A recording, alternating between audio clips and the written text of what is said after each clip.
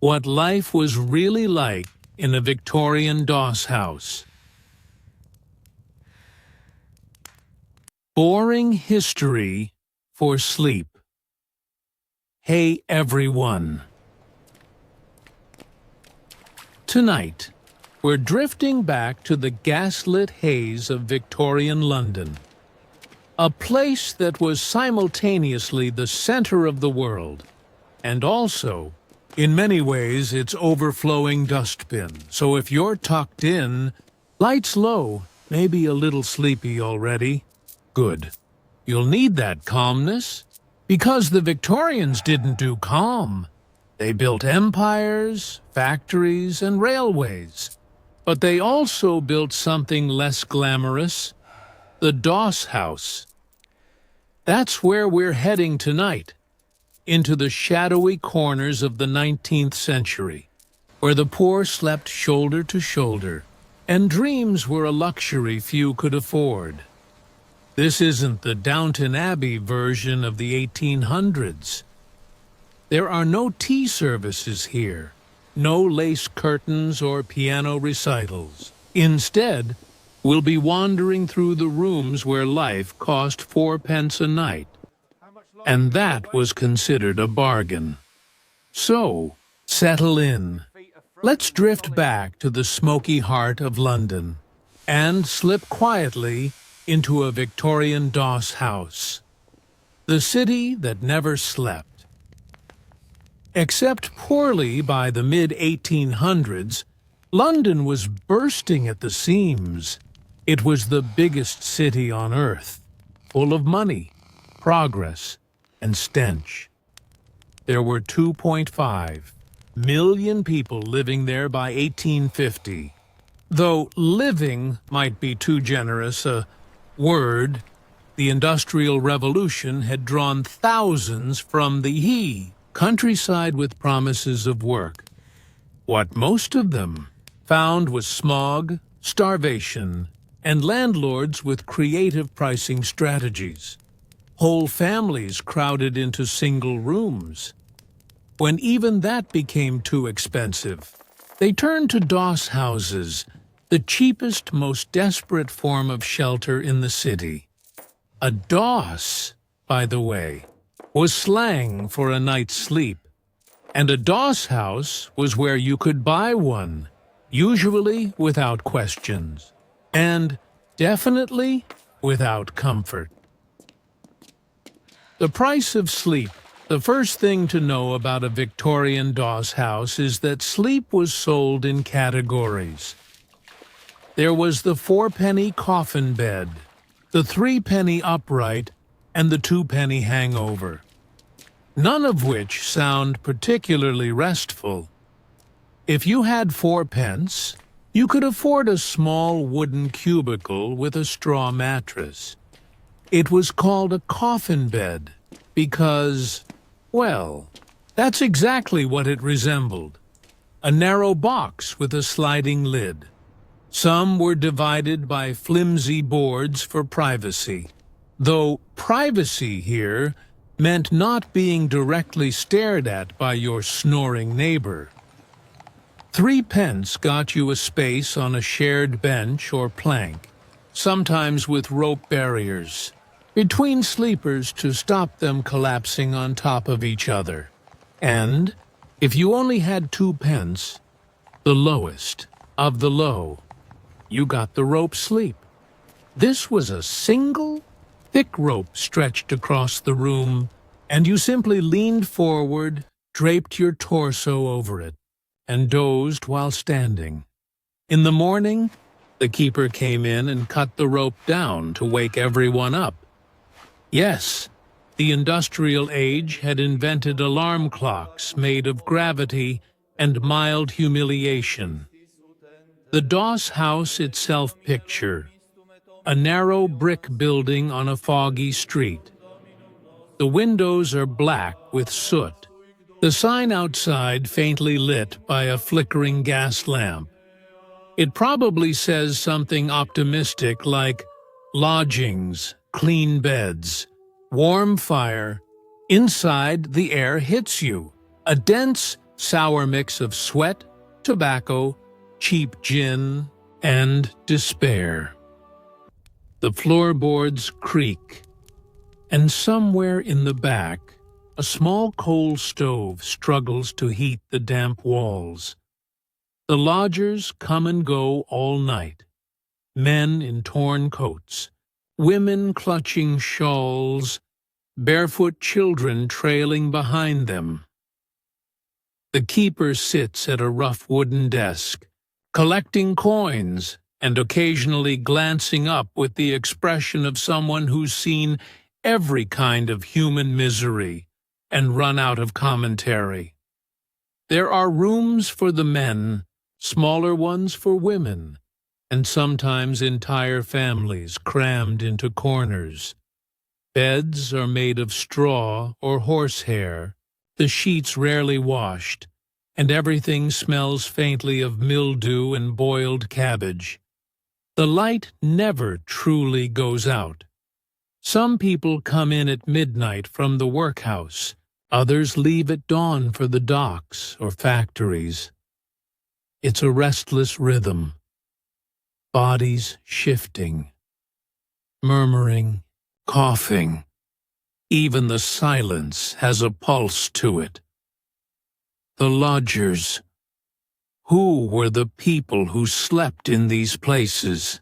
Everyone who'd fallen through the cracks of the Victorian dream.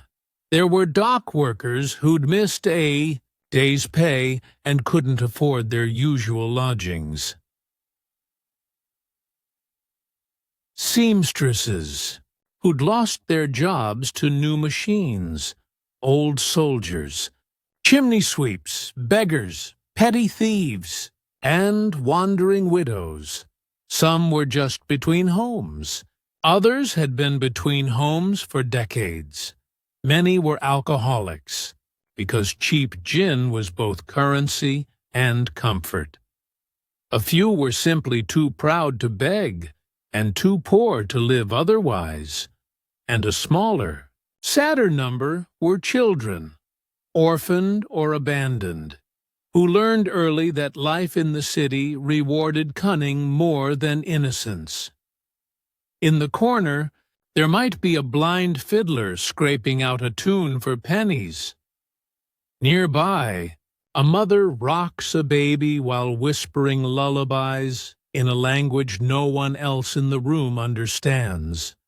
And everywhere, there's that low murmur, the collective sound of hundreds of lives barely holding together. The keepers and the rules. Every Doss house had its keeper, part landlord, part warden, part undertaker in training. They enforced the rules. No fighting, no stealing, no free nights. Most were pragmatic rather than cruel, but some were little tyrants.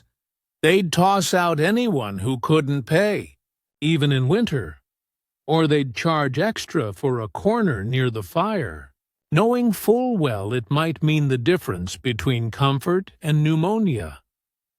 Payment was always in advance.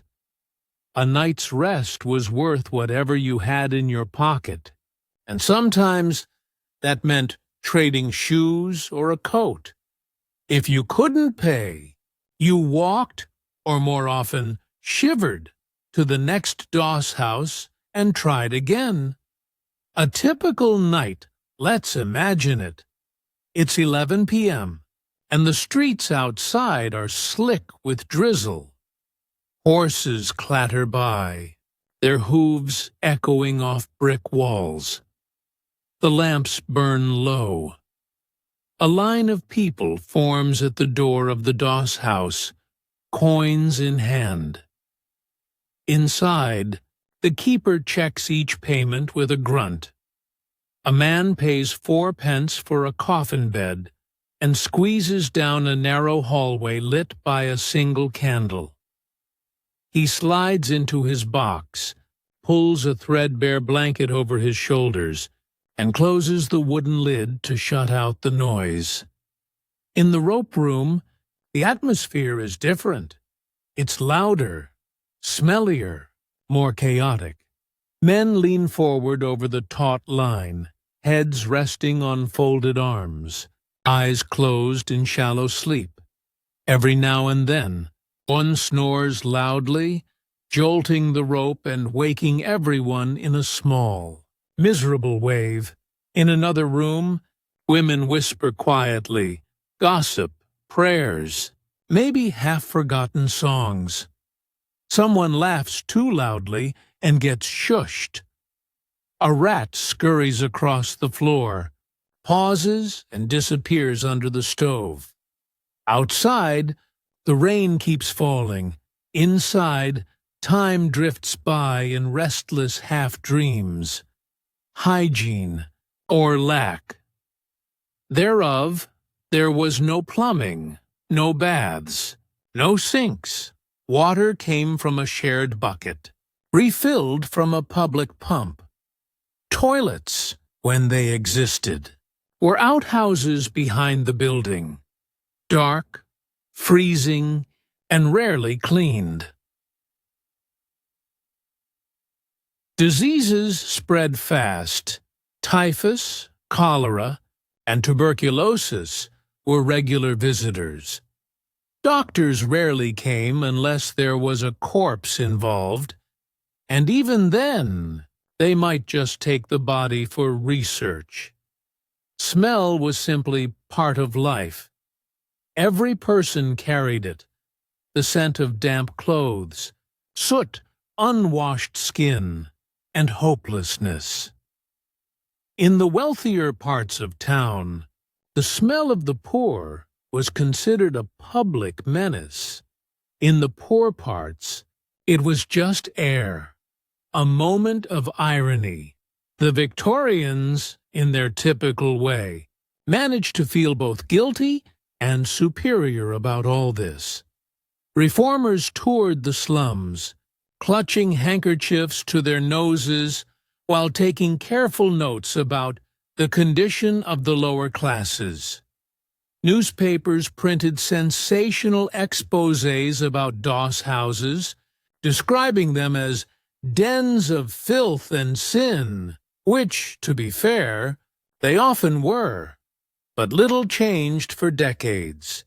Because helping the poor was one thing, spending money on them was another. So instead, the middle class invented philanthropy that came with a moral lecture attached.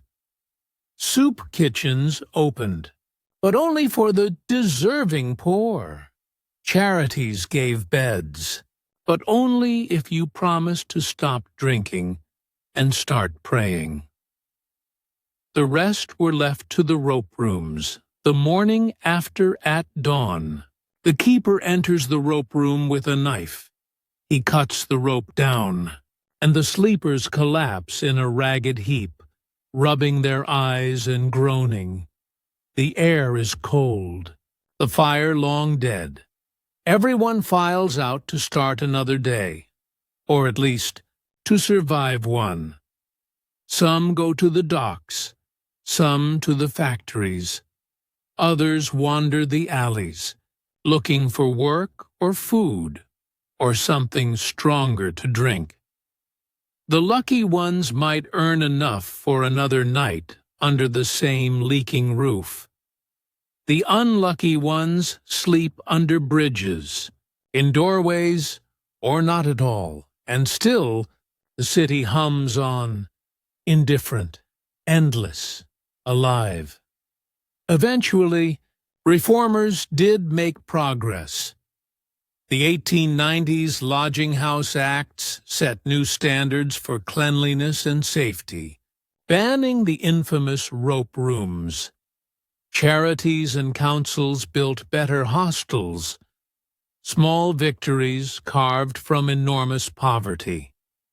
But the old Doss houses lingered. Even into the early 20th century, there were still people sleeping in wooden coffins for 4 pence a night. When George Orwell lived among the poor in the 1930s, he found little had changed. only the wallpaper had peeled a bit more. Today, most of those buildings are gone, paved over by offices, flats, and coffee chains. But if you walk down certain London alleys on a cold night, you can still feel it. That faint echo of exhaustion, that sense of lives lived too close together and too far from comfort. So, if you're lying there now, warm and safe in your bed, take a quiet breath. Somewhere, a century and a half ago, someone would have given anything for that same comfort. A soft pillow, a clean blanket, and a night without fear of the rope dropping. The silence behind the throne. Hey, everyone, tonight, we're drifting back to a quieter part of history. Not the kind with swords clashing or kingdoms burning, though, yes, both will happen eventually. But the kind that happens in shadowed corridors, whispered behind embroidered curtains, where history's loudest men were often taking advice from those who weren't supposed to exist at all. Tonight's story is about the eunuchs, the men who lost part of themselves and somehow gained the rest of the world. So settle in, dim the lights, maybe pull the blanket a little higher. We're going to wander through the palaces of Byzantium, the forbidden city of China, and the jeweled courts of the Abbasid Caliphate, following the strange, almost invisible careers of the castrated courtiers who ran empires. It's a strange job title when you think about it. Professional eunuch. Not exactly a role you'd see on a medieval job board. And yet, for thousands of years, it was one of the most powerful professions on earth. Across 3 continents, from Rome to China, rulers decided that the best way to guarantee loyalty was to remove the possibility of family. No heirs, no hidden agendas. You can't exactly found a dynasty if you've been surgically prevented from doing so. In theory, this made eunuchs the perfect servants. Loyal, safe, and dependable. In practice, they often became the quietest tyrants imaginable, because power flows into the spaces where no one else is allowed to go, and eunuchs could go everywhere. In the grand palaces of the Byzantine Empire, for instance, only eunuchs could enter the women's quarters. Only eunuchs could safely guard the empress and her ladies without anyone fretting about scandal, which meant that when the emperor wanted to know what was happening in the private side of his palace, the place where gossip bloomed and alliances formed, he had to ask his eunuchs. And slowly, almost imperceptibly, the eunuchs became the bridge between public and private power. In Byzantium, that bridge was made of gold-threaded silk and nervous ambition. The court was a labyrinth of ceremony and fear, where every nod meant something and every silence could be fatal. The emperors often changed faster than the mosaics could be updated. And through it all, one group remained strangely permanent. The eunuch officials, men like Staurakios, who effectively ran the empire in the early 9th century under Emperor Nikephoros, or the dreaded Joseph Bringas, a 10th century eunuch who managed to control both the treasury and the army, something most emperors couldn't even dream of. The irony is that they were often despised for their power. Chroniclers described them as sly, effeminate, or serpent-like. You know, the usual cocktail of misogyny and paranoia that medieval historians poured onto anyone they didn't understand. But for all the gossip, eunuchs were prized for one essential quality. They could be trusted with secrets. And when you live in a palace where everyone is plotting, that's worth more than bloodline. Now, the process of creating a eunuch was, well, not pleasant. Let's just say it wasn't a career path you applied for voluntarily. In many cases, it began with slavery. Boys were captured in raids or bought from poor families, then prepared for service in royal households. The specifics varied depending on the culture. Sometimes partial, sometimes total castration. But the outcome was the same. A man removed from the cycle of inheritance, now belonging entirely to the state. It's one of those human arrangements that's both brutal and strangely rational. The kind of system you get when empires start thinking like accountants instead of people. Yet from this violence grew an odd sort of stability. Eunuchs rose precisely because they had nowhere else to go. They became indispensable, keepers of keys, tutors of princes, administrators, and diplomats. Many became so wealthy that they essentially formed their own class. In Byzantium, they even had a unique title, parakoimomenos, literally the one who sleeps, beside. A title meant for the eunuch chamberlain, who guarded the emperor's bedroom. Imagine being the world's most trusted babysitter, except the baby controls the Romans' army. Let's drift eastward now, to the other side of the world. Because while Byzantium's eunuchs were busy whispering through incense-thick corridors, China was perfecting the practice on an industrial scale.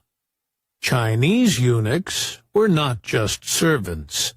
They were a bureaucratic caste, and their story, spanning nearly 2,000 years, is one of the strangest institutional experiments in history. The empire within the empire. The Chinese imperial court was a closed world. At its center stood the emperor, the son of heaven, surrounded by an enormous domestic army of eunuchs. Their job was to manage the palace, protect the emperor's concubines, and act as his eyes and ears within the inner court.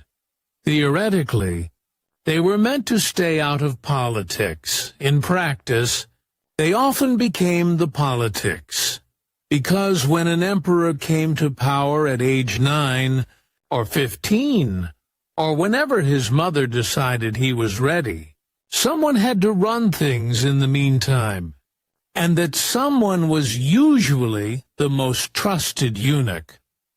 One of the most infamous was Wei Zhongxian during the late Ming dynasty. Wei began as a lowly servant, managed to attach himself to a concubine who was very close to the emperor, and within a few years became the de facto ruler of China. He controlled the court, purged his enemies, and built temples to himself. An impressive flex for a man who technically wasn't even supposed to leave the palace without permission. By the time he fell from power in 1627, his influence had become so notorious that the word eunuch itself became shorthand for corruption. Yet, Wei's story wasn't unusual. It was a pattern. Dynasty after dynasty rose and fell under the long shadows of palace eunuchs. The emperors changed, the capitals shifted, but the rhythm stayed the same. Chotatsu Seyang-tus, Emperor Tu, powerful eunuch regent. Administrative, disaster. Violent purge, Saif. Repeat, until invasion or collapse, it's not exactly a system you'd want to franchise, and yet it endured for over a millennium. There's a strange irony here. Eunuchs were meant to protect imperial purity, but by insulating the emperor from reality, they often helped accelerate imperial decay. They were both symptom and cure, trusted because they couldn't father heirs, despised because they grew too powerful. And in every empire that used them, from Rome to Byzantium to China, the same cycle played out. First came trust, then dependence, then resentment, then blood. Still, we can't really talk about eunuchs without acknowledging the deeply human side of their story. Because behind every imperial advisor or scheming chamberlain, there was a child who'd been altered to fit an institution's needs, and many of them did what humans always do. They adapted. Some became deeply religious, seeing their condition as a kind of calling. Others immersed themselves in art or scholarship. A few became patrons of architecture, leaving behind glittering palaces and libraries, small attempts to etch permanence into a life the state had already rewritten. There's something haunting about that, isn't there? The idea that the people who lost the most private part of themselves ended up shaping the most public parts of civilization. And of course, not all eunuchs were tragic figures. Some of them clearly had the time of their lives. Take the Abbasid Caliphate. For instance, Baghdad, 9th century. The court there ran on luxury and paranoia in equal measure, which meant eunuchs fit right in. They guarded harems, managed the caliph's personal affairs, and occasionally acted as diplomats or generals. One, named Nasr al-Qadim, even commanded armies in North Africa. The word Qadim itself means servant, but in practice, these men were anything but. They had estates, entourages, and a level of access that few nobles could rival. In a way, eunuchs thrived precisely because empires trusted them more than their own families. A brother might rebel. A cousin might seize the throne. But a eunuch? He could only ever serve. At least that was the theory. Of course, theories and human ambition rarely get along for long. In China, by the late Ming period, Eunuchs were running secret police forces, collecting taxes, and even commanding fleets. One of them, Zheng He, became one of the most famous explorers in history. Born to a Muslim family in Yunnan, he was captured as a boy, castrated, and sent to serve the future Yongle emperor. When that emperor seized the throne, Zheng He became his admiral, leading massive treasure fleets across the Indian Ocean, from East Africa to Arabia to Southeast Asia. Imagine it, a man forbidden from fatherhood, commanding ships larger than anything Europe would see for another century, carrying silks, porcelain, and imperial decrees. He was, quite literally, the castrated face of China's global ambition. And then, just as quickly as it rose, the age of the eunuch began to fade. As empires modernized, or at least pretended to, the idea of castrated administrators started to feel outdated. The Ottomans were among the last to cling to the system. In Istanbul, the Topkapi Palace employed hundreds of black eunuchs, mostly from Sudan and Ethiopia, who guarded the harem and served as high-ranking officials. Their leader, the Kuzlar Aga, the chief black eunuch, was one of the most powerful figures in the empire. He controlled the Sultan's private chambers, managed access to the harem, and even had authority over the imperial charitable foundations. Foreign ambassadors learned quickly that if you wanted anything done in Constantinople, you didn't start with the Sultan. You started with his eunuch. Where do you put the dead before cemeteries? Hey everyone, tonight we're drifting back to a world before neat rows of headstones, before peaceful country churchyards and polished marble angels. Back to a time when death was, well, logistically inconvenient. Because before organized cemeteries, people still died. They did it quite a lot.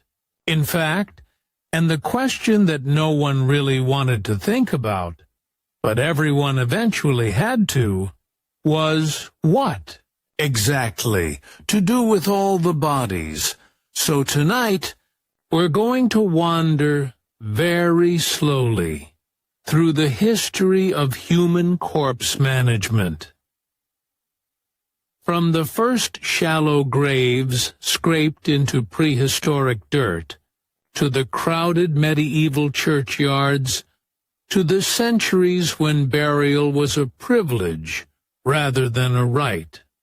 It's not gory. It's just oddly practical and a little darkly funny, because of course it is. So, settle in, dim the lights, and let's drift back to an ancient world where death was normal. Decomposition was inevitable, and no one had yet invented the phrase, "rest in peace." The first thing to remember is that cemeteries are actually quite new. For most of human history, the dead weren't buried in neat, permanent plots. They were placed wherever made the most sense at the time. Outside the village, on the edge of a field, or just beyond the campfire smoke, where the living slept. Early humans didn't have much time for ceremony. The Paleolithic world was cold, hard, and full of predators. A decomposing body was both sentimental and dangerous. It attracted animals. It smelled terrible. And it was a reminder that everyone else was one bad winter away from joining it. So, burials, at first, were practical. A shallow pit, a layer of dirt, maybe a few possessions, stone tools, beads, bits of red ochre. And that was it.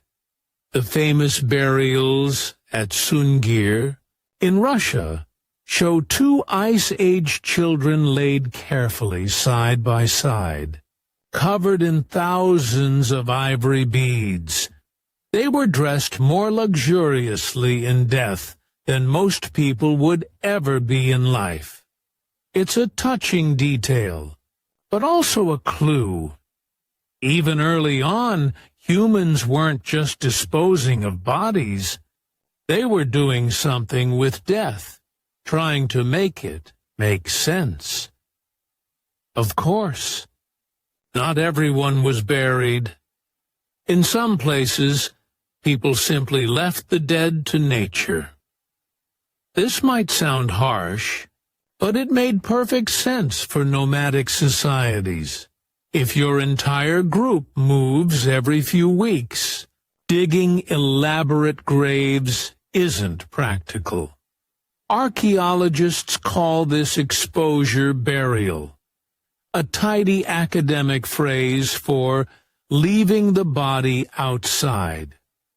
Birds, wolves, and the elements did the rest. What remained? Bones, often scattered, might later be collected and stored in a bundle or cave. To early humans, this wasn't necessarily neglect. It could be a form of respect, letting nature reclaim the body. The sky burials of Tibet and Mongolia echo this idea, even thousands of years later, letting vultures consume the flesh so the spirit can rise. It's efficient, recycling in the oldest possible sense. As humans settled into villages, though, corpses became harder to ignore. Living in one place meant death started piling up.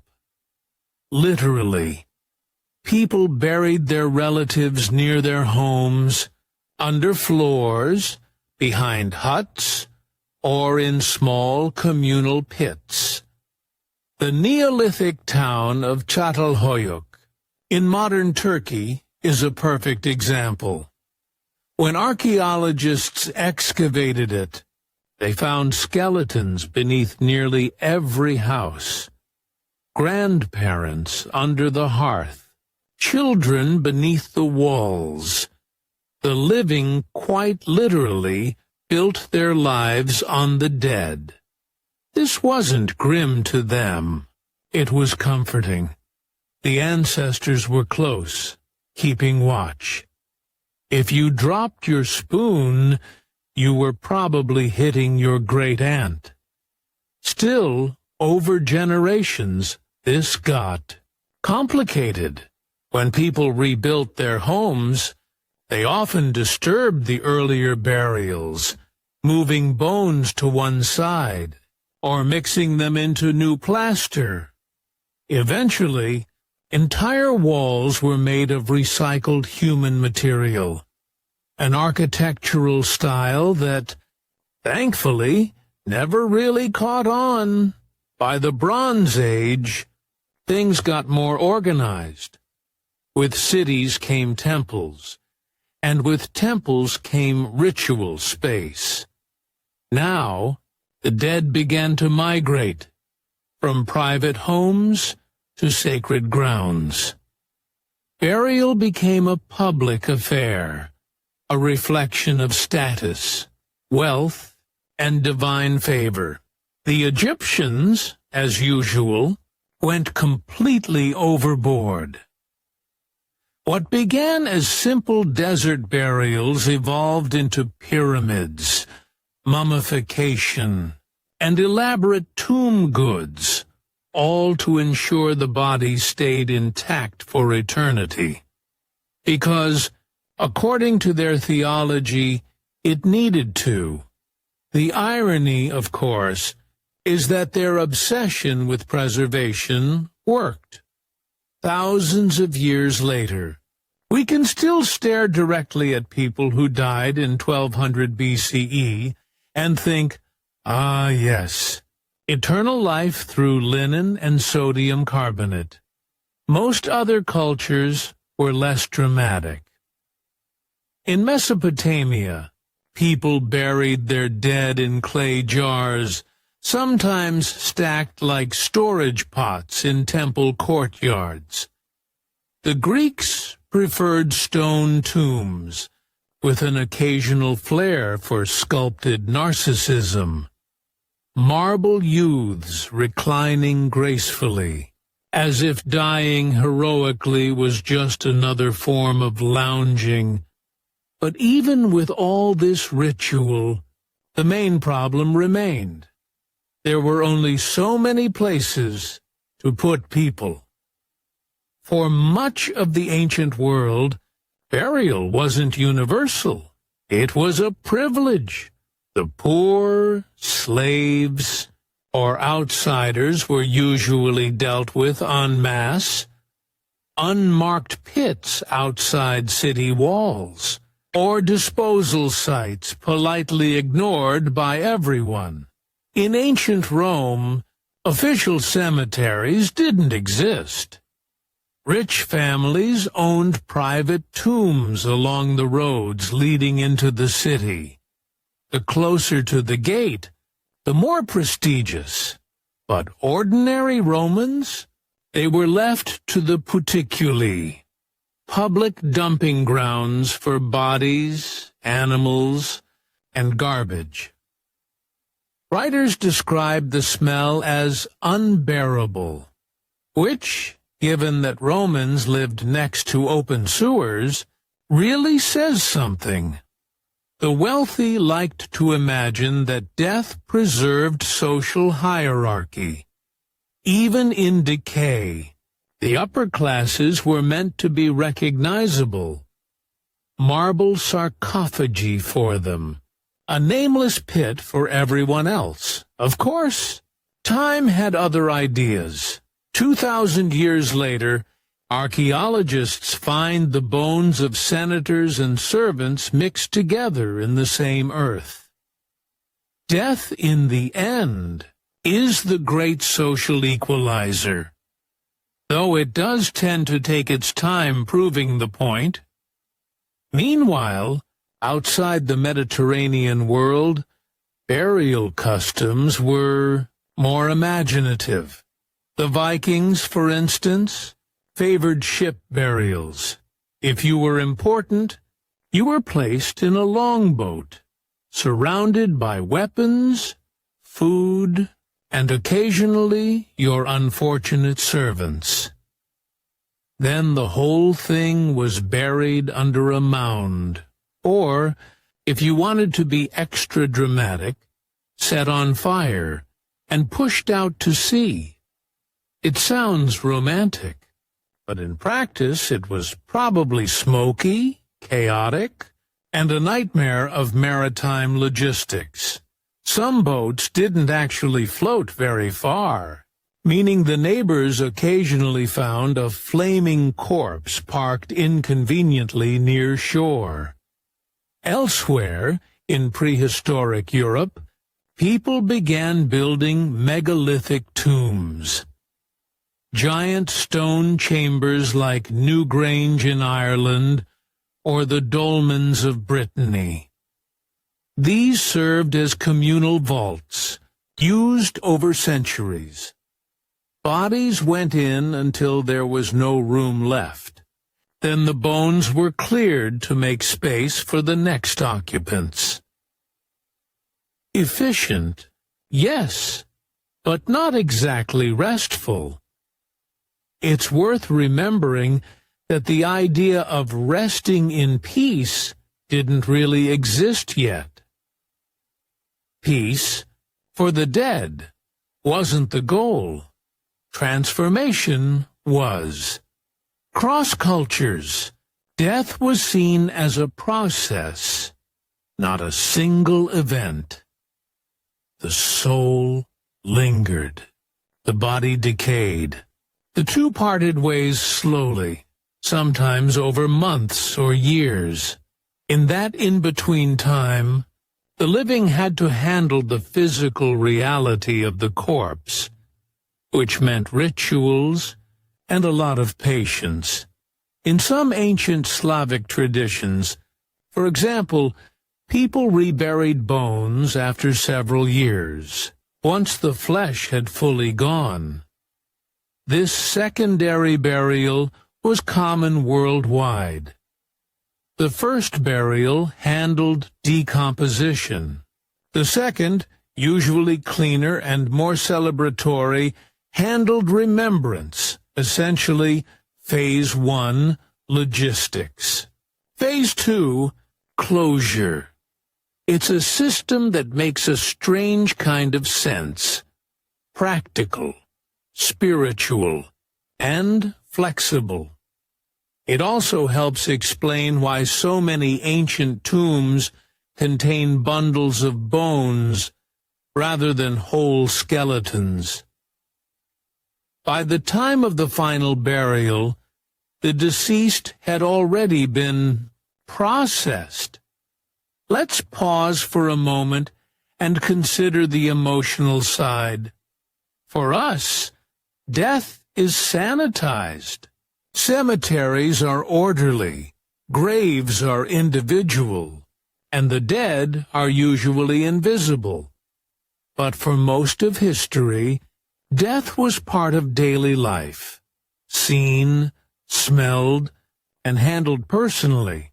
People lived close to their dead. They buried them nearby. They even kept their bones as relics, or as literal foundations for their homes.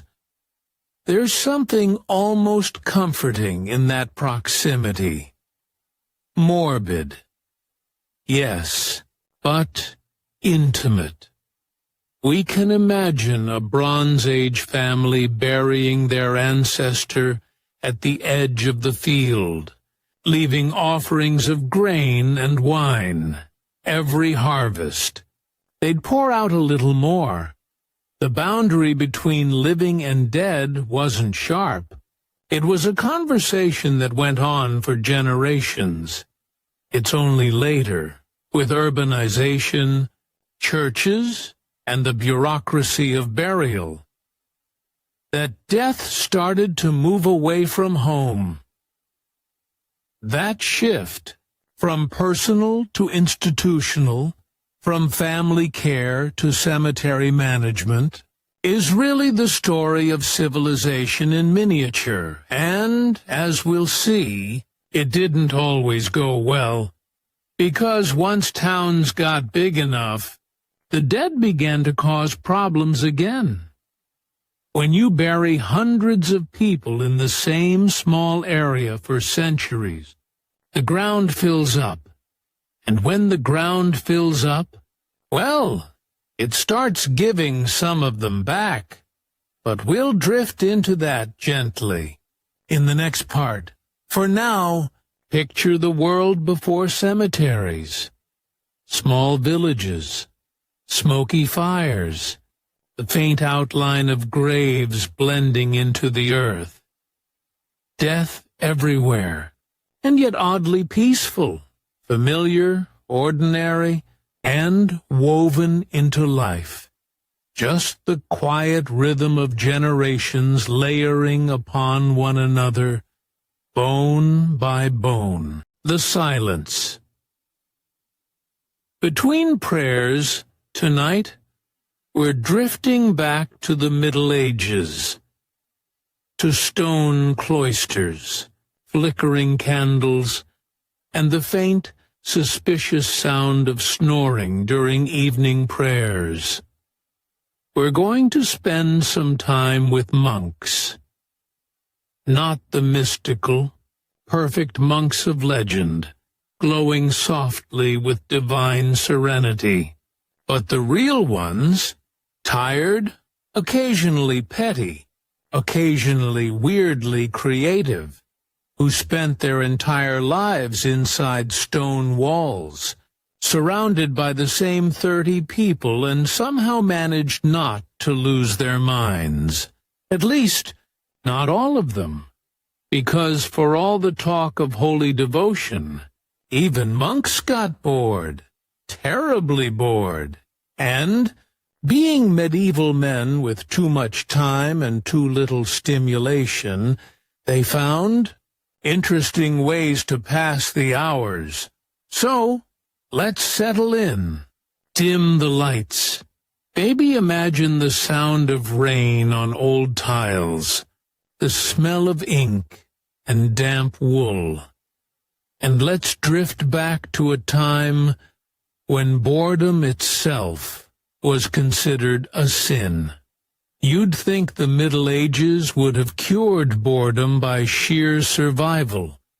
After all, most people were too busy not dying of disease, war, or taxation to sit around wondering what to do with themselves. But monks, they had a different problem. Their entire lives were structured to avoid distraction. Long hours of prayer, fasting, and copying texts in silence. The ideal monk was supposed to be humble, patient, and entirely devoted to God. Unfortunately, most of them were human, and human beings, even holy ones, get restless. The monks themselves had a name for this. They called it acedia, the noonday demon. It wasn't laziness, exactly.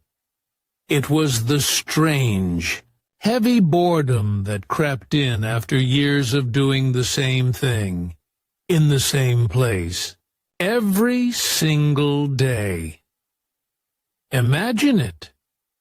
You wake up before dawn to pray.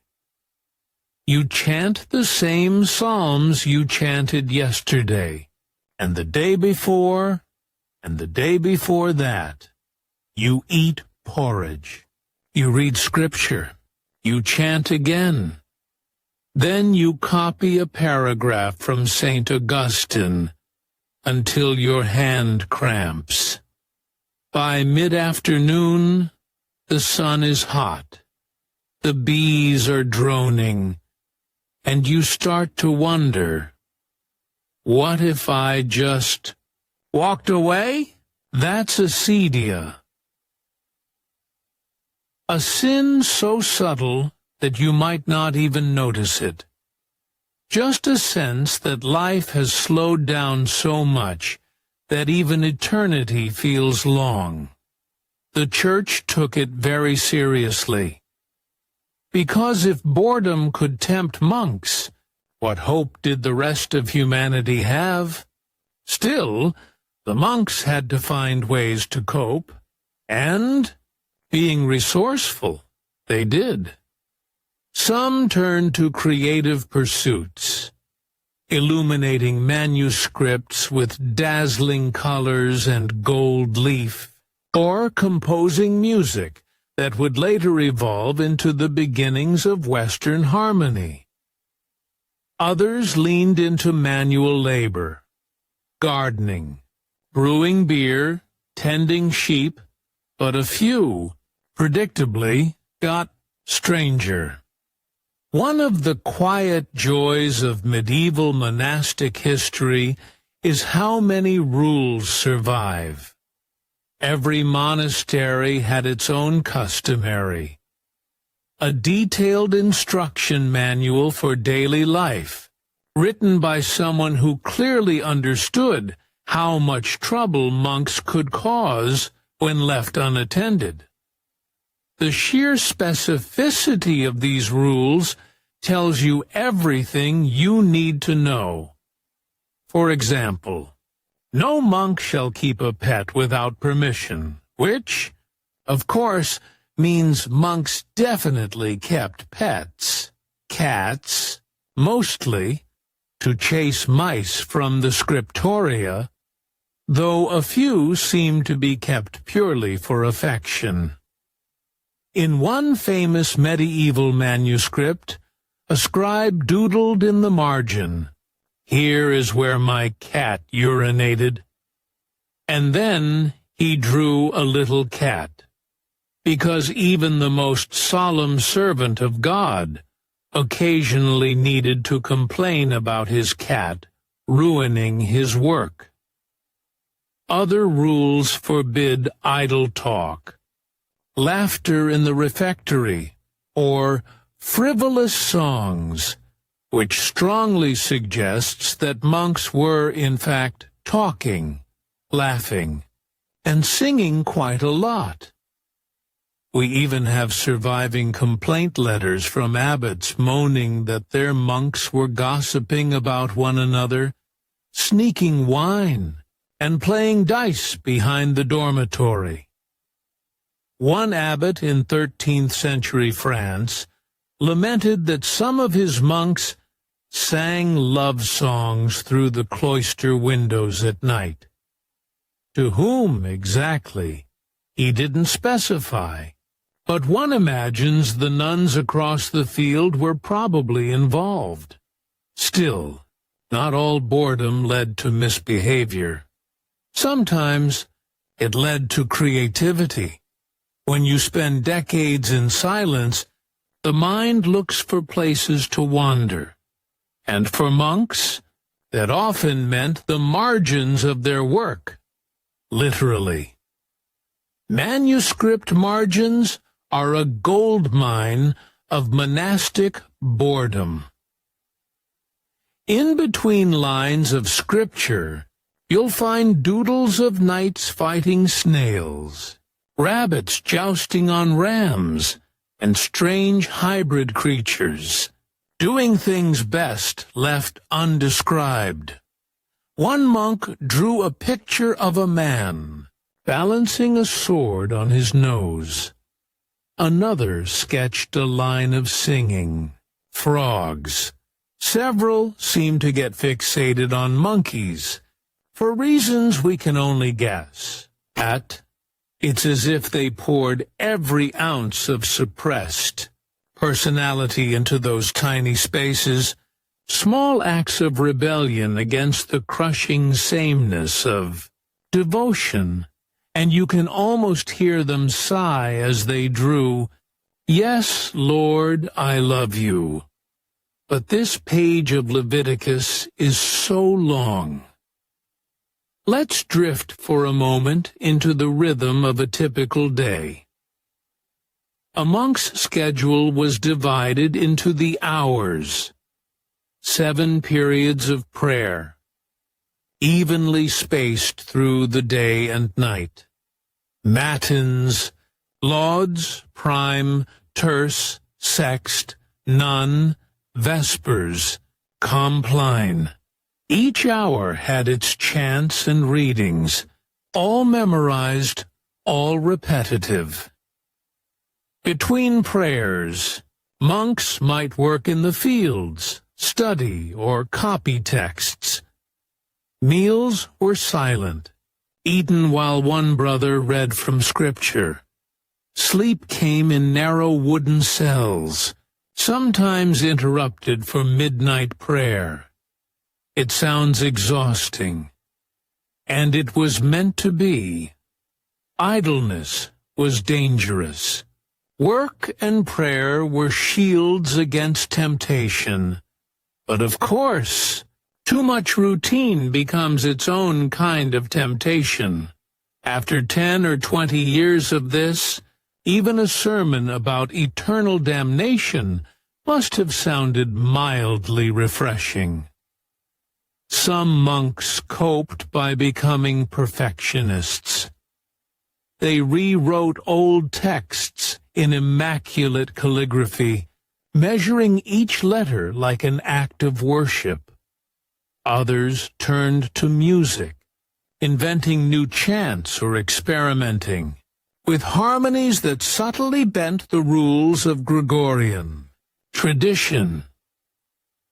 You can feel the quiet joy in some of their compositions, small sparks of individuality inside a system built to erase it.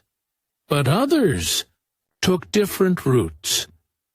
There were monks who hoarded forbidden books, romances, tales of Arthur and Troy, even scandalous poetry. There were monks who secretly brewed stronger beer than they were allowed, arguing that watered ale was an affront to God. And there were monks who developed elaborate hobbies, carving chess sets, building mechanical clocks, or training birds to steal from the kitchen. You can almost picture the abbot sighing as he writes yet another disciplinary note. Brother Peter has once again constructed a flying device out of goose feathers. Kindly remind him of the last incident. The truth is, monasteries were never as tranquil as the tourist brochures make them seem. They were small, insular communities full of tired men who hadn't chosen their roommates, and, like any group of humans forced to live together for life, they got on each other's nerves. There were quarrels over food, prayer times, and who snored the loudest.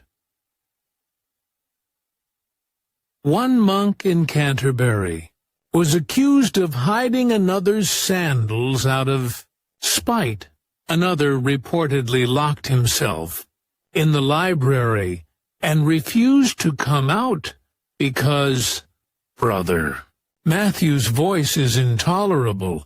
It's all oddly comforting, really, proof that even under vows of silence, people still find ways to be annoying. Of course, not all boredom was petty.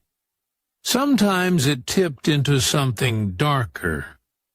Monastic writings often describe spiritual emptiness, a kind of hollow fatigue where prayer feels meaningless. For monks, this wasn't just depression, it was a crisis of faith. One desert hermit wrote that during long afternoons, the demon of acedia would whisper that his cell smelled of rot, that his prayers were useless, and that he should just leave. He'd resist by doubling his prayers, or, if all else failed, taking a nap. That's the medieval version of self-care, sleep and repentance.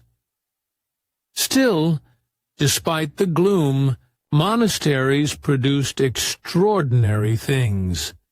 The greatest libraries of Europe were built by men trying to stave off boredom. They copied everything: scripture, science, myths, medical treatises, and poetry. Without their quiet tedium, we'd have lost most of ancient literature. Homer, Aristotle, Virgil, all rescued by monks who probably would have killed for something new to read. In one sense, all of Western culture owes a debt to boredom. Because when you have nothing to do but pray, eventually, you start inventing culture as a hobby. Let's drift, finally, to a quieter image: the monastery at dusk. A scribe leans over his desk, the ink running out, his cat asleep on a stack of parchment. He draws a tiny doodle of himself in the margin, hands folded, eyes rolling upward. Next to it, he writes, "Amen, enough for today," and in that small act, you can almost hear the centuries sigh, because behind the chanting and the rule books, the fasting and the fear of sin, monks were still just men, bored, occasionally brilliant, sometimes ridiculous men, trying to fill eternity one quiet day at a time. And that's the strange comfort of it. Really, for every nameless child whose story ended before it began, there were a few who survived, adapted, and even thrived within the strange, echoing world of the cloister, the medieval monastery. For all its solemnity, was still a human place, filled with flaws, smells, kindnesses, and compromises.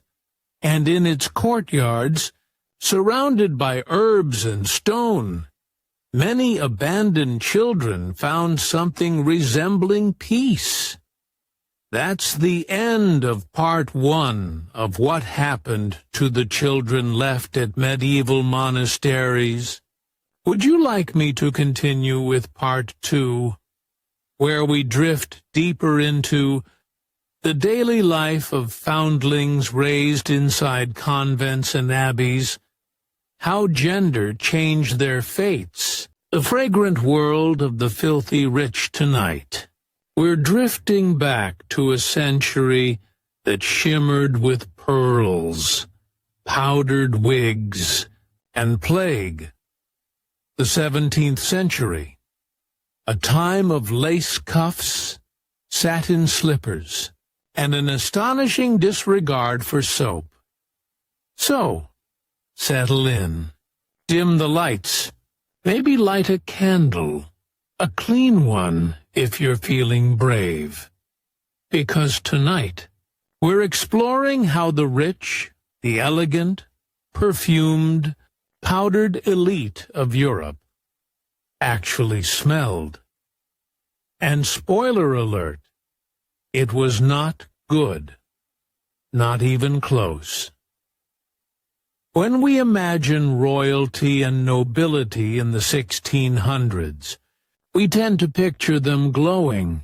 We think of marble halls, golden candelabra, and gowns that whisper across polished floors. We forget, somehow, that all of this glamour existed in a world without plumbing, deodorant, or reliable dental care. So the question isn't why they smelled, it's how much. And the answer is enough to make history interesting. Let's drift, softly, to France first. Because, of course, France is where scent becomes serious. In the 17th century, Versailles was the beating heart of European fashion, and, unintentionally, a major producer of human odor. Imagine a palace so vast it required an entire army of servants, yet contained no working toilets in the modern sense. There were chamber pots, yes, and curtains, and stairwells, and corners behind statues, which naturally saw some use. Visitors often commented on the smell of Versailles, though not in polite company. Accounts describe a heady mix of sweat, candle wax, spilled wine, and something best left undescribed. And yet, these were the most fashionable people in the world. Dukes, duchesses, courtiers who spent 2 hours on a wig and 0 minutes on a bath. Bathing, you see, was considered dangerous. Medical opinion at the time held that water opened the pores, and open pores let in disease, which, in fairness, was a reasonable assumption if you were living through smallpox outbreaks and suspiciously brown rivers, so people avoided immersion whenever possible. They might wash their hands, faces, or visible parts, as one etiquette manual put it, but full baths were rare. Monthly, if you were unusually clean. Seasonal, if you were practical. And once a year, if you were married to a man who couldn't take a hint. Even when they did bathe, it was more of a social experiment than a hygiene routine. A tub might be filled with warm, vaguely milky water scented with herbs. Someone might pour rose water over the skin. Then, everyone got out quickly before they caught their death from the experience.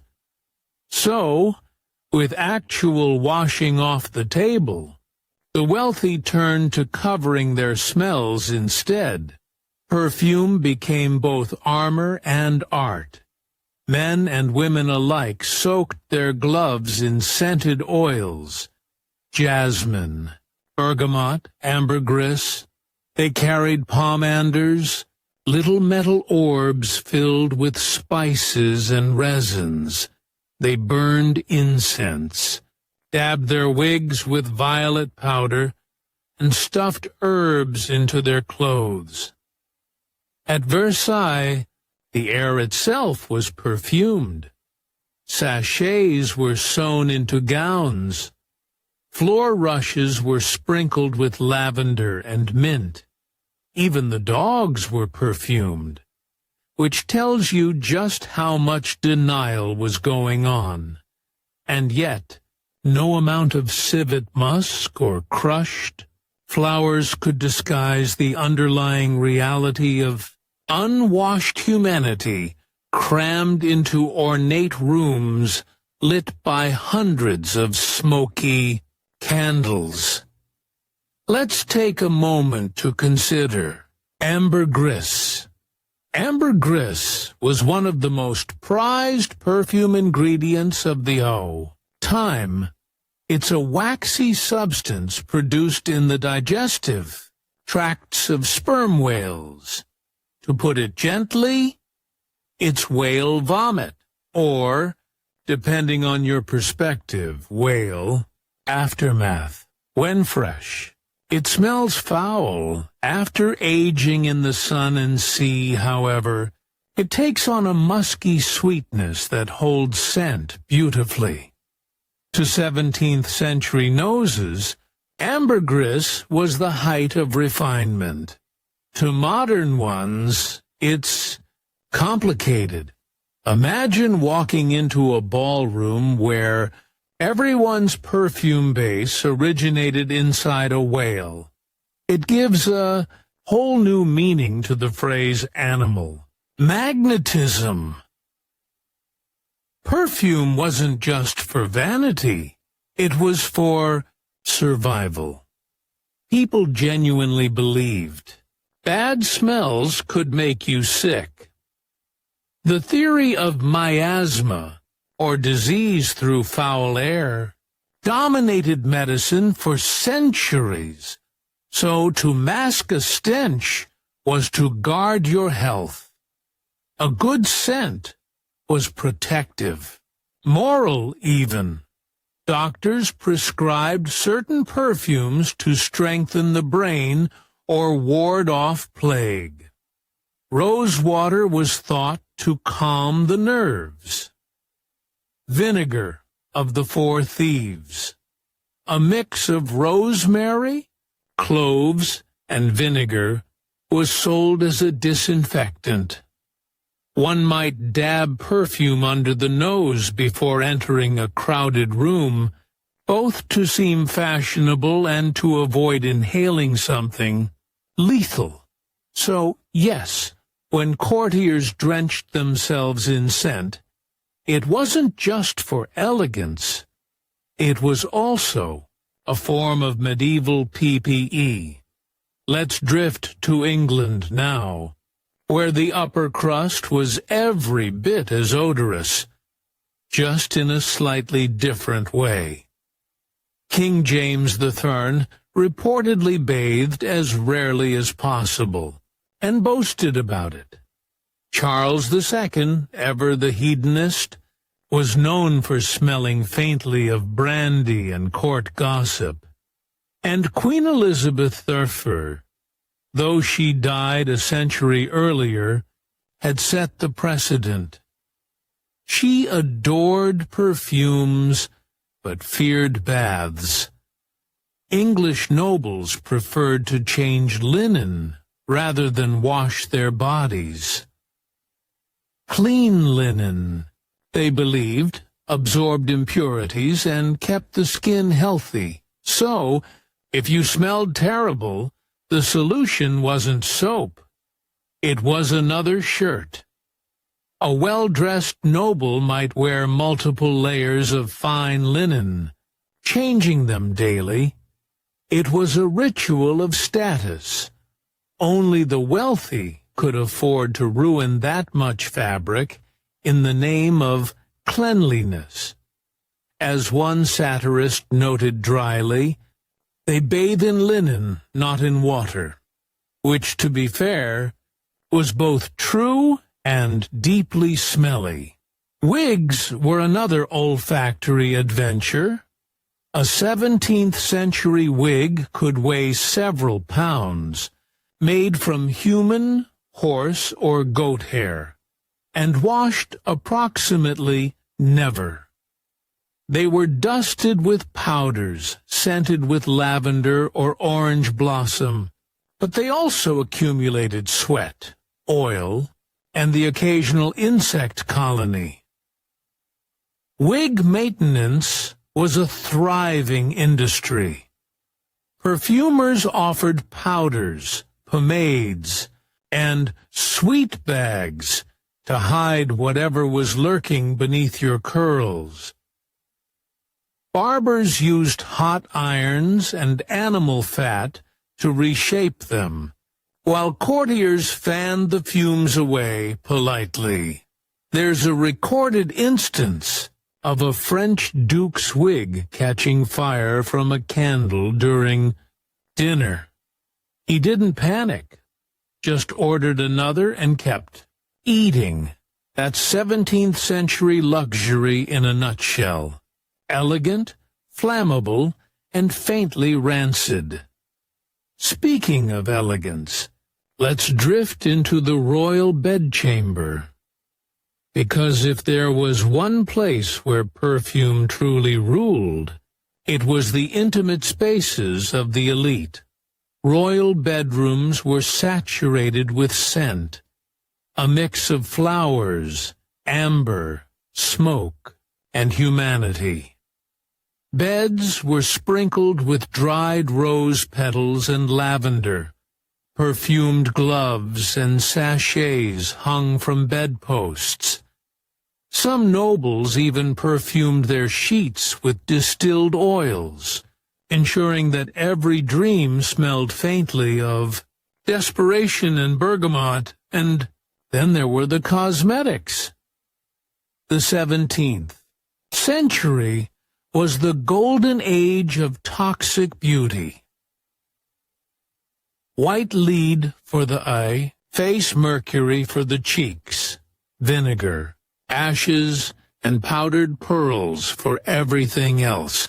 That's results looked smooth and ethereal, like a ghost that hadn't slept in a week. But the smell was appalling. Mix astringent vinegar with metallic fumes, and you get something that no candle can quite cover. So yes, they glowed, but they also reeked of effort. At court, perfume became its own language, wearing a certain scent could signal political loyalty or romantic interest. Some nobles commissioned personal blends, a signature aroma to announce their presence before they spoke. The Duke of Buckingham wore a mixture of rose and civet, which apparently made him irresistible or unbearable, depending on who you asked.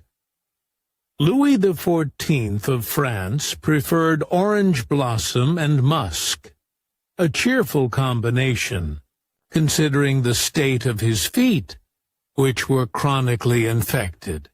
He was nicknamed Le Roi Soleil, the Sun King, but some contemporary writers, with the kind of honesty that only comes from standing too close, said he smelled less like sunlight and more like a pharmacy in July. Naturally, no one told him that. Even the architecture of perfume had its hierarchy. Rich scents, musk, ambergris, civet, were for the nobility. They were animalic, exotic, and expensive. Cheaper floral waters, like lavender or rose, were for the middle class, and the poor. Well, the poor just tried to avoid smelling, worse than their neighbors. To be perfumed was to be powerful. It said you had money to waste on, something fleeting. You could literally afford to evaporate luxury into the air, and in a world that already reeked of mortality, that was the ultimate status symbol. Let's pause for a moment and picture it. A candlelit room, dozens of people dressed in brocade and lace, the air thick with perfume, sweat, and beeswax. Somewhere, a small dog yaps. Someone's wig powder drifts into the punch. And in that heavy, fragrant air, the elite of Europe waltz through life, blissfully unaware that 3 centuries later, we'd be lying in bed wondering what they smelled like. À tout tours. Let's drift here for now. That's the end of part 1 of How Did Rich People Smell in the 17th Century. Would you like me to continue with part 2, where we'll wander through the strange scents of early modern medicine and plague fashion, the melancholy of Marie Antoinette, fast forward a century or so, to Marie Antoinette, born into Austrian royalty, sent to France as a teenager, and later immortalized for allegedly suggesting the poor eat cake. Before all that, she was a shy, musically gifted girl who wanted to be left alone with her harpsichord. But instead, she was paraded through political ceremonies, groomed for marriage to the French Dauphin, and packed off at 14 like an international peace offering in a very large dress. What did medieval executioners do when there were no executions? The quiet life of death tonight. We're drifting back to the Middle Ages, back to a world of candle smoke, muddy streets, and public squares that smelled faintly of ale, horse dung, and the occasional moral reckoning. But don't worry, we're not here for the executions tonight. Not really. No, we're here for what happened after them, or, more precisely, what happened when there weren't any. Because, believe it or not, executioners, those dreaded figures with black hoods and bad reputations, had quite a bit of downtime, and as it turns out, Being the local instrument of justice didn't always come with a steady paycheck. So, what exactly did the medieval executioner do when business was slow? Let's dim the lights, take a slow breath, and wander into the quieter corners of a rather grim profession. Executioners were complicated people, part public servants, part social outcasts, and part-time everything else. In the eyes of their neighbors, they were a necessary evil. Someone had to swing the axe, after all. Someone had to boil the heads, and stretch the limbs, and burn the sinners. But no one wanted to live next to them, or, heaven forbid, marry their children. In some German towns, executioners were forced to live on the edge of the city, literally and socially. They weren't allowed in guilds, churches, or taverns, and yet, ironically, everyone needed them sooner or later. Imagine being the most essential person in town, and also the one no one wanted to make eye contact with. That was the daily paradox of the medieval hangman. When there weren't any criminals to be dispatched, no thieves to hang, no witches to burn, no nobles to behead, the executioner's tools would be cleaned, sharpened, and stored away. And then he had to make a living, because unlike modern salaried officials, many medieval executioners were paid per job. No heads, no coins. So, what do you do when your livelihood depends on the occasional outbreak of crime and everyone's behaving themselves? You get creative. Part 2, the butcher, the healer, and the trash collector. It might sound strange, but executioners were often skilled with anatomy. They had to be. They knew where tendons sat, where joints met, and how flesh separated from bone. Not exactly dinner-table conversation, but useful knowledge all the same. This made them surprisingly effective at healing. In southern Germany, many executioners quietly doubled as unofficial doctors. They set broken bones, lanced abscesses, and even offered early forms of physiotherapy. Because, after all, who better to understand the human body than someone who had seen so much of it? There's a certain grim practicality to it. The man who cuts off arms on Tuesdays might reattach them on Thursdays. One famous example was Franz Schmidt, an executioner from Nuremberg in the late 1500s. He kept a meticulous diary, which is always a promising sign in history, because it means someone was both literate and self-aware. Over his career, Schmidt executed 394 people, but he also treated hundreds more. He prescribed herbal tonics, poultices, and medical ointments, often for the very same townsfolk who refused to shake his hand.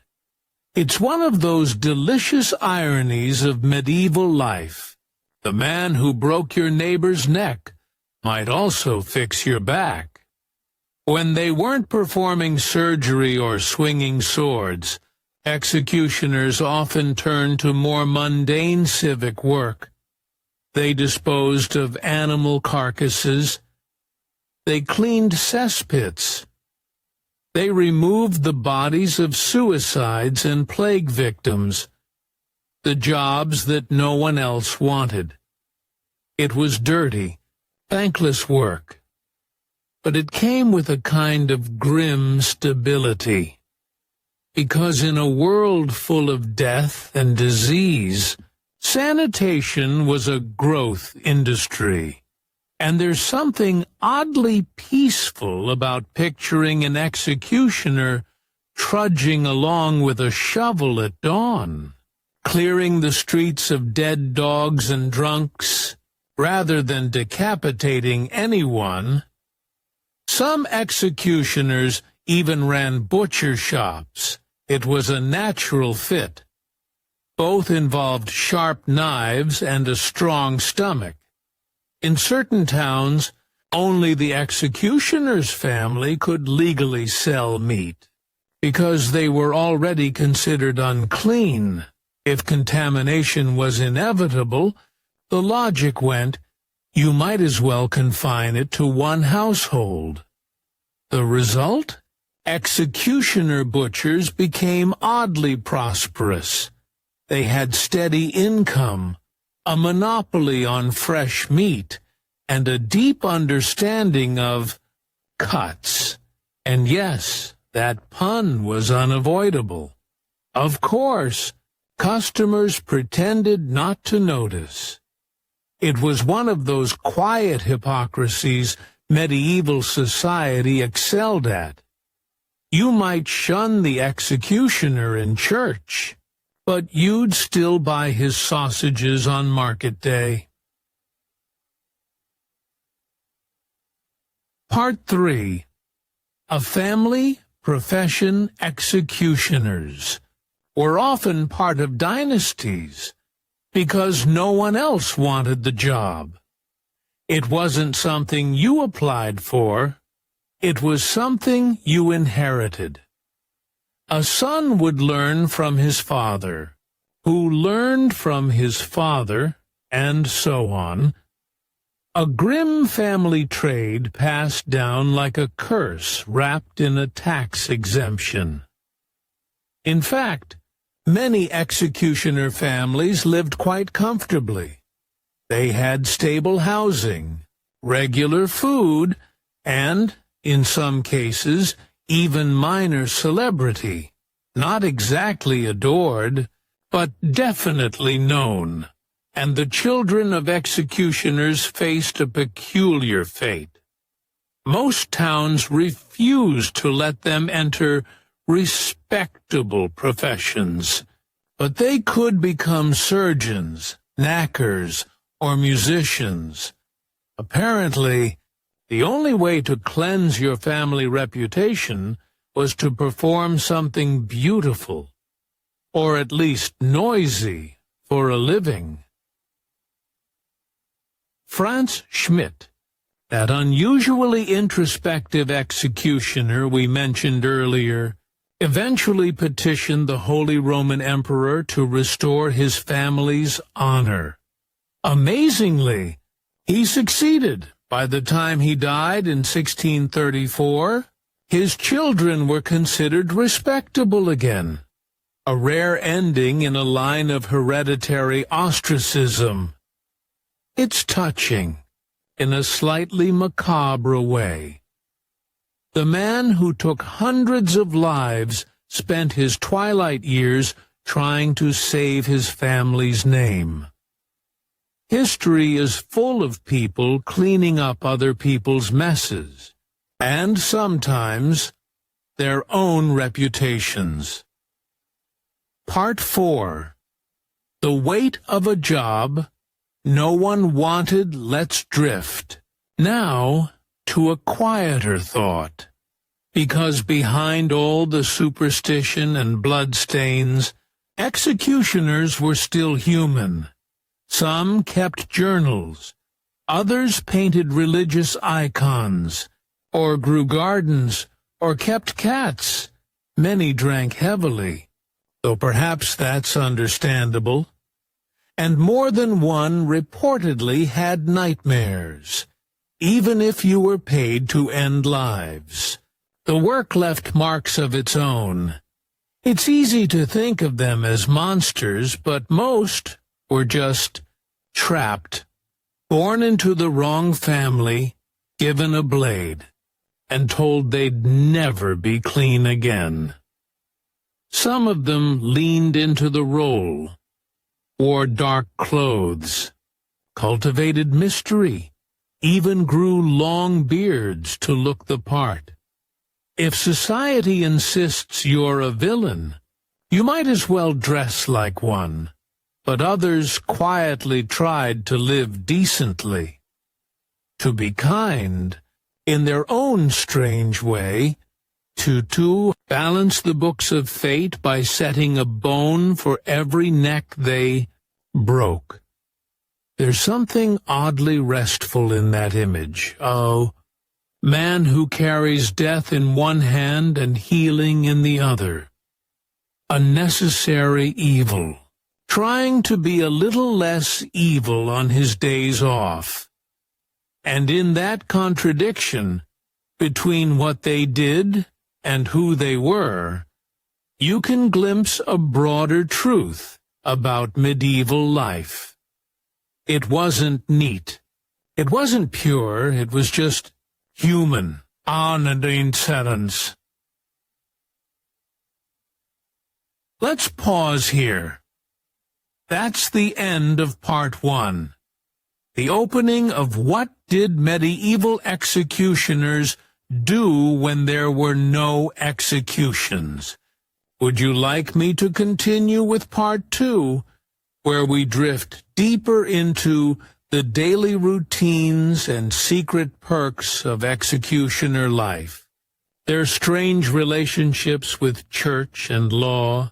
It's peaceful for once, and she knows.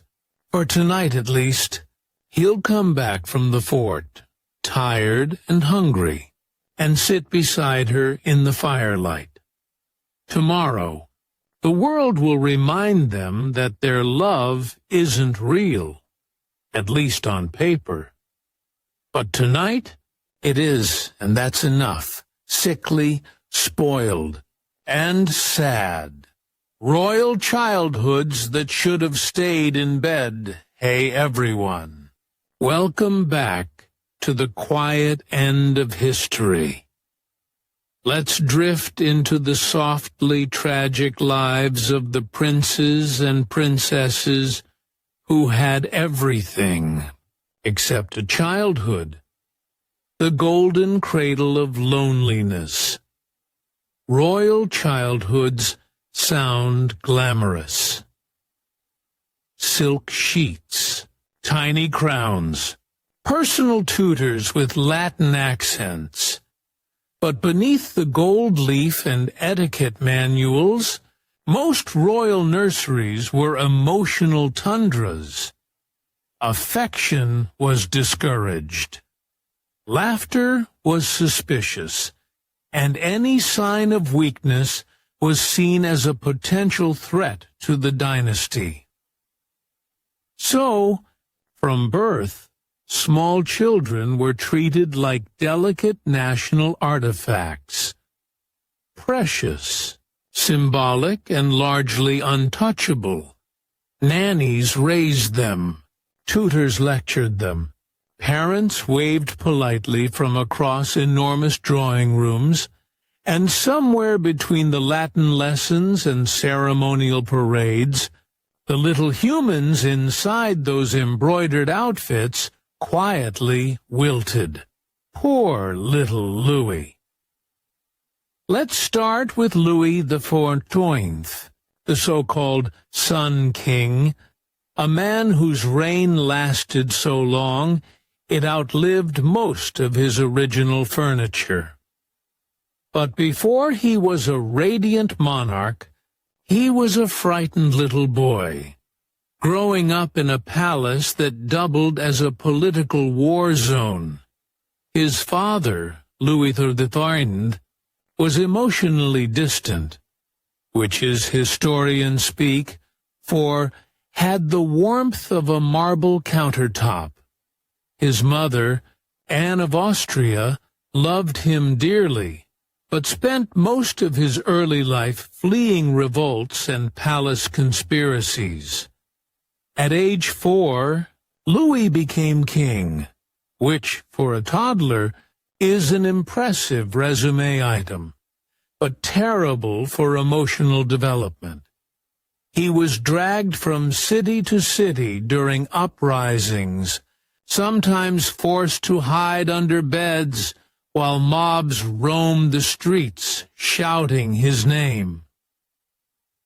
By the time he reached adulthood, he had learned two things, hence Versailles. An enormous palace built not for comfort, but to keep everyone else uncomfortably close and under surveillance. It's what happens when your childhood trauma budget meets unlimited architecture funds. The fool at the edge of the firelight tonight. We're drifting back to the Middle Ages, a world that smelled faintly of wood smoke, wet wool, and regret. It's easy to imagine medieval Europe as a land of castles and crusades, of kings brooding on thrones and peasants tilling endless fields. But somewhere in every village, sitting near the hearth or wandering the muddy lanes, there was usually one person, someone who didn't quite fit, someone who talked to themselves, or laughed at odd moments, or forgot when to stop singing in church. Someone the rest of the village tolerated, pitied, or quietly avoided. The village idiot, as the Victorians would later call them, the person who, in an age before medicine or psychiatry, stood as living proof that not everyone was made for the world as it was. So tonight, let's dim the lights and wander a little closer to that fire. Because this story isn't really about one person. It's about how medieval society treated those who lived slightly to the side of it. The mad, the slow, the holy fools, and the simply strange. It's about the limits of medieval compassion, and the small kindnesses that sometimes shone through the mud. The first thing to know is that village idiot wasn't really a medieval phrase. It's one of those terms we like to imagine the past using. A neat little label that makes sense to us, if not to them. In truth, the Middle Ages didn't have one word for these people.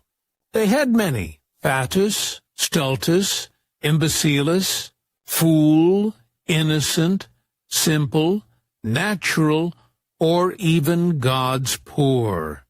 Each meant something slightly different.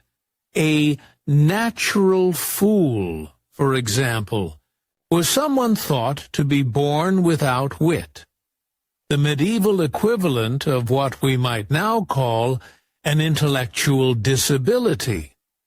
A madman or lunatic, on the other hand, was someone who'd once been sane, but had lost their reason, often blamed, quite helpfully, on the phases of the moon.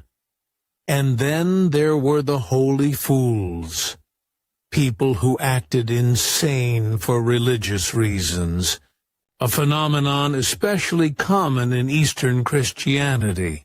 Some stripped naked in public, hurled insults at the powerful, or wandered barefoot through the snow, insisting it was a form of divine humility. You can see why people got confused. In the average medieval village, though things were simpler, every community had its familiar faces: the miller, the priest, the one who was always late for Mass, and the one who couldn't be trusted near a goat. and somewhere among them there was often someone who wasn't quite right. The man who muttered at the sky, the woman who believed she could talk to saints, the boy who never learned to plow straight rows. Most of the time, they weren't locked away or exiled. Villages were too small and too interdependent to throw people out lightly. Instead, the simple were usually folded into daily life, in their own uneven way. They might be given small jobs, herding geese, fetching water, scaring crows from the fields. Not glamorous, but it kept them fed and gave everyone the pleasant sense that the world was still, somehow, in order. Because that's the quiet truth about the Middle Ages. It wasn't kind, exactly, but it was practical. When you live in a world where half your children die before adulthood, and your best medicine is hope, you develop a certain tolerance for imperfection. You have to. The local fool wasn't seen as cursed or evil most of the time. More often, they were regarded as different, possibly touched by God, or at least harmless enough to keep around. In a few cases, they were even considered lucky. Medieval people loved patterns and omens, and the presence of a fool could be read as a divine reminder of humility, proof that wisdom wasn't everything, and that perhaps God preferred the simple-hearted, which sounds noble, until you realize that simple-hearted usually meant we don't trust them to hold a knife. We do have records of these people, though they tend to appear in glimpses, the way side characters show up in someone else's story. Court rolls from 13th century England sometimes list the idiotus or natural fool who couldn't manage his own property, so a guardian was appointed. Manorial accounts mention John the Simple, or Alice the Innocent, doing odd jobs for a few pennies. Chroniclers describe poor witless souls wandering from town to town, surviving on alms and patience. And sometimes you can hear a faint tone of affection in those descriptions. They weren't seen as enemies or sinners or even burdens. They were simply part of the landscape, as ordinary as the village pig. That may sound demeaning, but in medieval terms, it was about as close to acceptance as anyone got. Of course, acceptance had limits. If someone's behavior crossed from odd to dangerous, if they shouted in church, or wandered naked through the market, or claimed to hear voices that told them to burn things, sympathy ran out quickly. In that case, they might be restrained, exiled, or, in rare instances, accused of demonic possession, which, from the medieval point of view, made perfect sense. If you believed the world was a cosmic battlefield between heaven and hell, then anyone acting strangely might be seen as a pawn in that fight. So, naturally, they'd try to fix it, with prayer or fasting or, occasionally, a quick beating to encourage the demons to leave. You know, standard care package. But for the milder cases, the village harmless oddballs, life went on, mostly untroubled. They were given nicknames, like Will the Simple or Mad Meg. They might be laughed at, teased, or gently mocked, but usually in the same tone people use for a beloved but slightly embarrassing uncle. Some even found small fame. In larger towns, fools sometimes became unofficial mascots, given scraps at feasts, or asked to dance for guests. A few entered noble households, evolving into what we now think of as court jesters. Those professional fools often blurred the line between mockery and privilege. They were licensed to speak truths no one else could say, to mock kings, satirize priests, and occasionally throw a pie at someone important. But at the village level, humor was simpler. A bit of laughter at the harmless man who believed he was talking to angels. Cruel, yes, but laughter in the Middle Ages was often a kind of uneasy affection. Mockery was safer than fear. Let's drift, for a moment, into the churches and monasteries, the centers of medieval thought, and some of the only places where compassion had a budget. The Church's view of the fool was complicated. On one hand, Scripture said that God hath chosen the foolish things of the world to confound the wise. On the other, church property couldn't be left to someone who couldn't understand what money was. So, depending on the context, a fool could be either divinely blessed or legally incompetent. Monasteries sometimes took in innocents as charity cases, feeding and sheltering them in exchange for light work or prayers. They were seen as part of the monastic duty to care for God's poor, a phrase that lumped together orphans, widows, cripples, and anyone else life had personally bullied. But there's something quietly touching in how those monks wrote about them. They rarely used cruel language. They described them as simple souls, incapable of sin because they lacked the knowledge to choose it. It's a theologically roundabout way of saying, we think they're too childlike to blame for anything. It's patronizing, yes, but it's also a form of mercy. And in some ways, medieval people found holiness in simplicity. Pilgrims on the road often encountered wandering fools who claimed visions or divine voices. Sometimes those fools became local saints.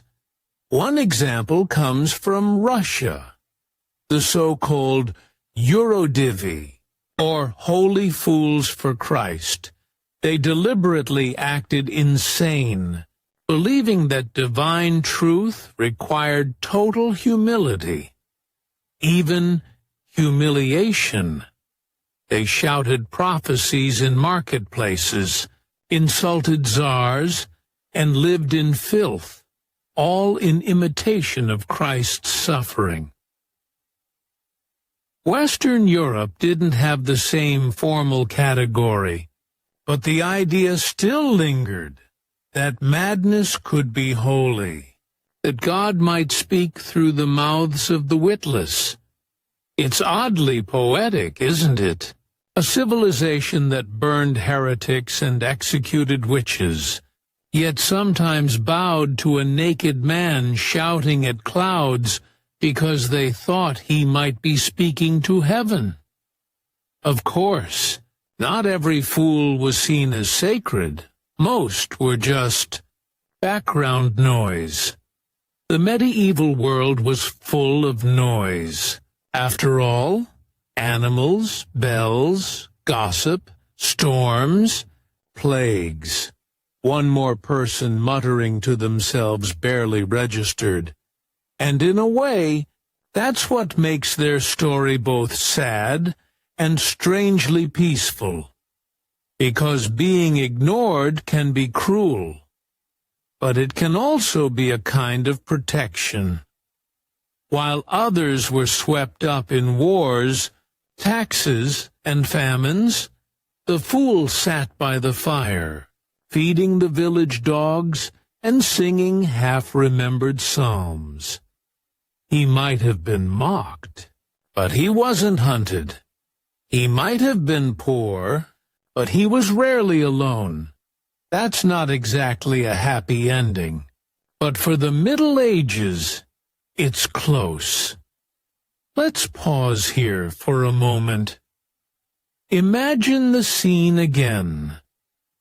A thatched village at dusk, smoke rising from the chimneys, the air thick with the smell of earth and bread, children chasing chickens, someone playing a flute badly, and sitting by the well, the fool, humming softly, grinning at nothing in particular.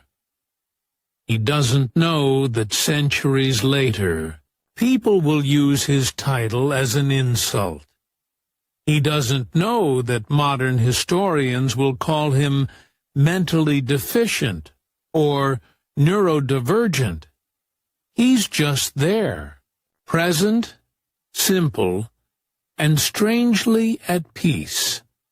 And the rest of the village, busy surviving, lets him be. Boring history for sleep. How people actually lived in colonial America. Hey everyone! Tonight, we're drifting back to another quiet corner of the past. A time before neon lights, before takeout, before even the concept of personal hygiene as we know it. So, if you've settled under your blanket, adjusted your pillow, and found that perfect spot where your face half sinks into comfort, let's gently step into the world of colonial America.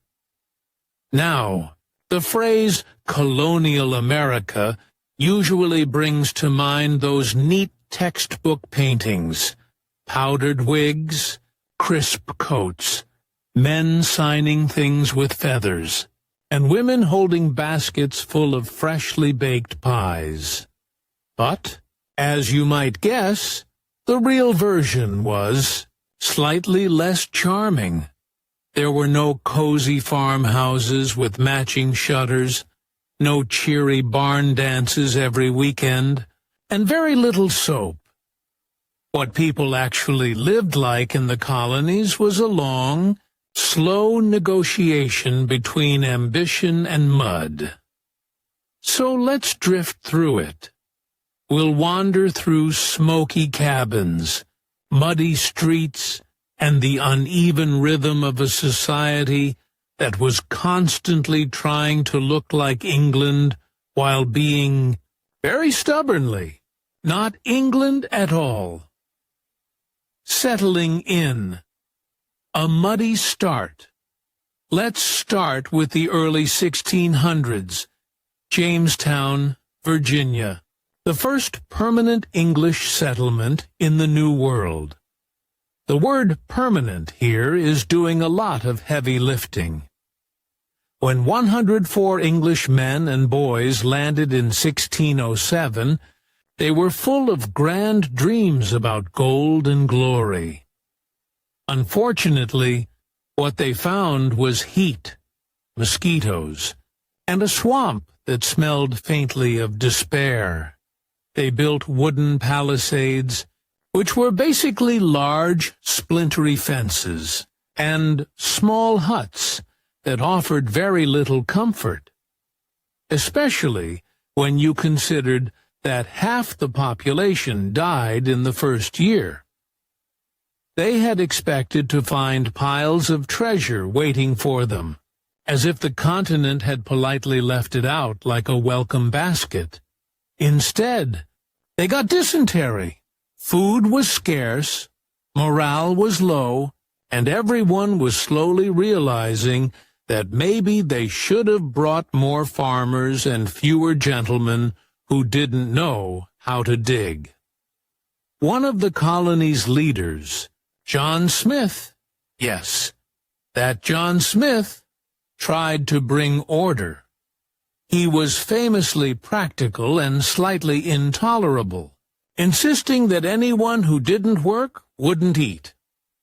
A fair rule, if you ignore the fact that half of them were too sick to stand. They grew corn with the help of the Powhatan people, though help might be a generous word. Relations were tense, and the English were not exactly subtle about their intentions to take over everything.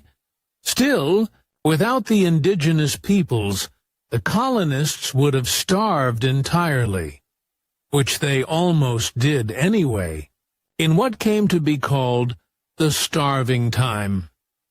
It's one of those historical phrases that sounds quaint until you realize it involved boiling shoe leather for soup.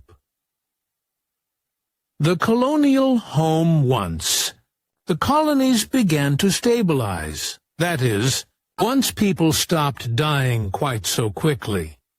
They began to build homes that didn't immediately fall apart in the rain. These were usually one-room houses made of timber, with thatched roofs and a single fireplace that served as stove, heater, and sometimes funeral pyre for your dignity. Most families slept together in the same room. Privacy was not an 18th century luxury. The parents might have a small bed, the children slept on straw pallets or benches, and guests were given what was optimistically called the truckle bed, basically a drawer that you slept in. Windows, if they existed, were covered with oiled paper, not glass, and if you imagine waking up to the morning sun filtering gently through your paper window, you'd also be waking up to the smell of everyone's unwashed feet and whatever the chamber pot situation was that day. Furniture was sparse. A few stools, maybe a table, a single chest that held all the family's valuables. And by valuables, I mean wool blankets and the good spoon. The walls were decorated, if at all, with drying herbs or the occasional religious text nailed up for good moral reinforcement. Cooking was an adventure.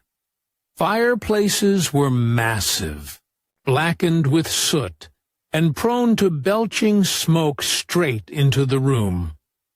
Women spent most of the day tending to food that was either boiling, roasting, or both, while trying not to set themselves on fire, which, alarmingly, happened more often than you'd like to imagine.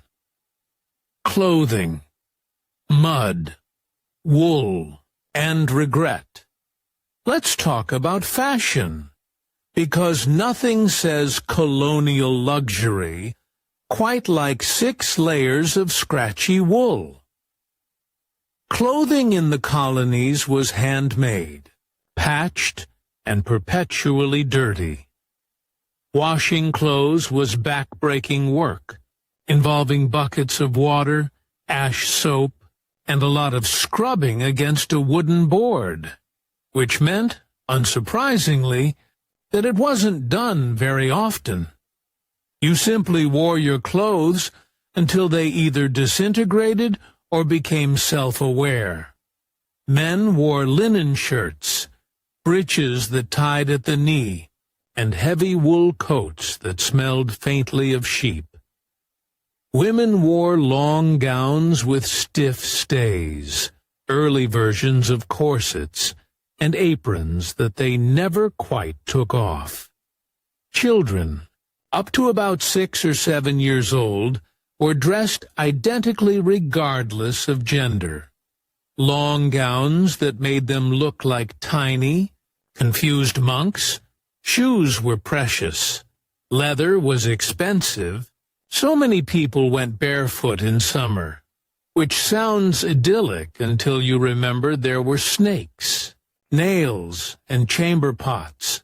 The wealthy, of course, had imported silks and velvets, but even those eventually absorbed the same muddy scent as everyone else.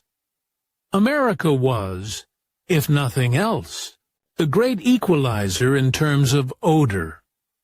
Food and the constant battle with hunger meals in early America were less culinary experience and more survival exercise. Corn, beans, and squash, the Three Sisters crops learned from indigenous farmers, were the backbone of colonial diets. There was meat when available. Venison, rabbit, or something unlucky that wandered too close to the homestead. Preservation was everything. Without refrigeration, food had to be salted, smoked, or pickled. And even then, it didn't always make it through winter without growing its own personality. Bread was coarse and hard, often baked once a week and chipped it daily like some kind of edible brick. Butter and cheese were luxuries that required both cows and luck. A good day's meal might be a stew with root vegetables, or corn mush flavored with molasses if you were fancy. Drinks were mostly cider, beer, or small beer.